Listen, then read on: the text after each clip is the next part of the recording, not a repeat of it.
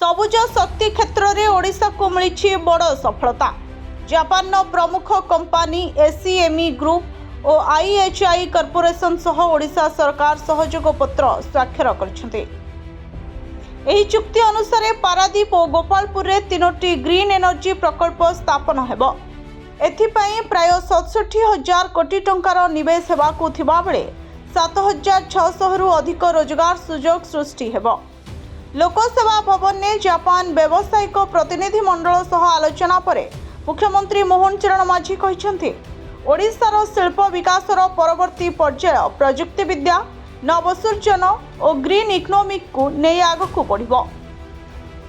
आधुनिक टेक्नोलोजी सहायता रे राज्य को ग्लोबल ग्रीन हब भावे गढ़ी तोलिबा को सरकार लक्ष्य रखिछन्ते।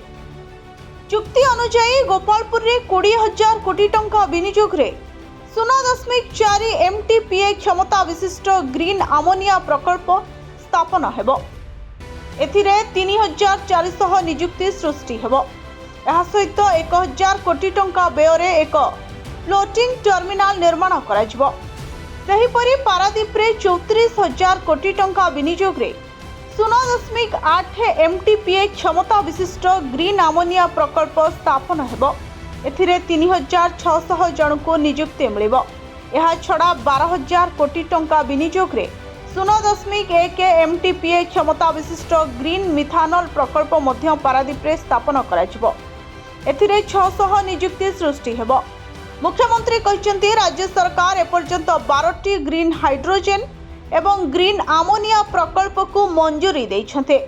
एहा माध्यम रे 2 लाख कोटी टंकारु अधिक निवेश एवं 36,000 रु अधिक नियुक्ति सृष्टि हेबो। पारादीप केन्द्रापड़ा गोपालपुर को नहीं 2टी सबुज शिल्प कॉरिडोर गठन करा जाउछे। एहा ओडिशा को ग्रीन स्टील उत्पादन रे विश्व स्तरीय परिचय देबो बोली से कहछते।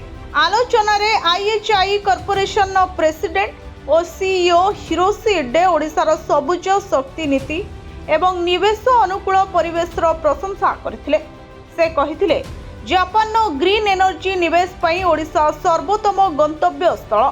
सेहीपरि एसीएमई ग्रुप रो चेयरमैन एवं एमडी मनोज कुमार उपाध्याय कहिसेंते भौगोलिक स्थिति जोगु ओडिशा रे उत्पादित ग्रीन एनर्जी को सहजरे जापान को रप्तानी करा जाय परिबो।